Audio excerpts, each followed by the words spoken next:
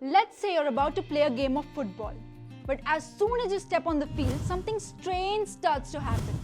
Your teammates turn against you. Why? Because they mistake you for a member of the other team. Crazy, right? But that's exactly how our immune system acts when an allergen enters our body. Before we get into allergies, let's talk about our immune system. It's a defense system. It protects us against bacteria, viruses, and other harmful parasites. Now, when a trusty immune system mistakes a harmless protein for a threat, that's a food allergy. Our body then reacts, or shall we say overreacts, to that threat. We can be allergic to all kinds of food, but the most common allergens are milk, eggs, peanuts, tree nuts like walnut, fish and shellfish, wheat and soy. Fortunately, kids under the age of 10 can outgrow their allergies. Unfortunately, adults are less likely to ever leave their allergies behind.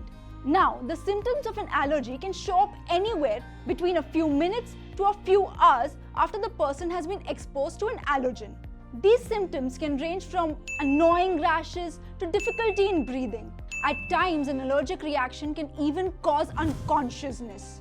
But the worst type of an allergic reaction is anaphylaxis. Anaphylaxis begins when the immune system releases a flood of chemicals in reaction to an allergen.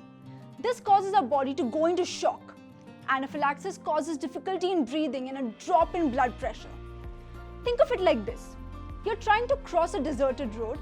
Suddenly you freeze up because a pair of headlights are coming right at you.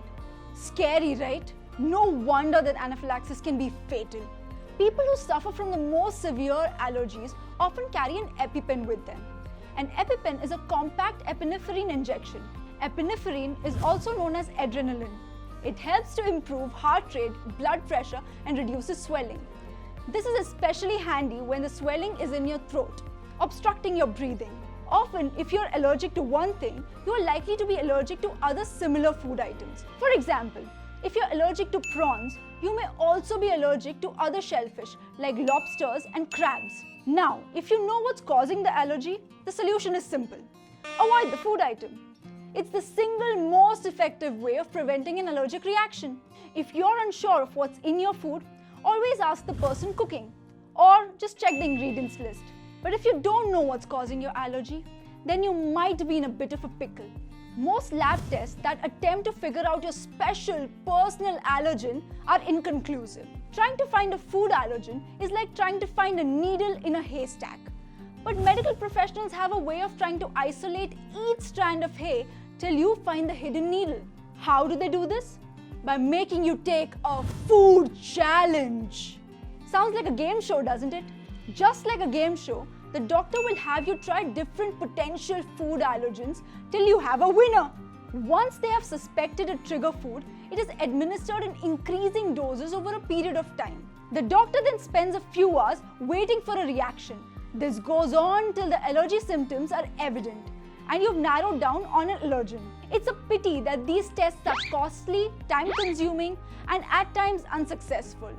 For now, your best bet is to steer clear of your allergens altogether.